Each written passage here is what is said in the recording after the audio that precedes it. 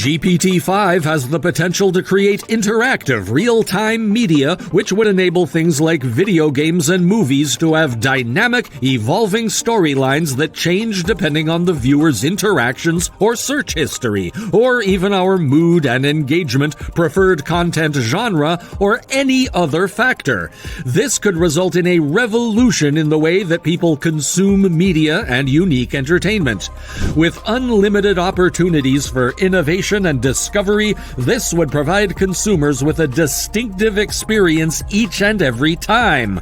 The development of robots with extraordinary levels of general intelligence in the actual world may be enabled by the GPT-5. For instance, a house robot may prepare a whole supper after perusing the food in the refrigerator and determining your preferences from these choices.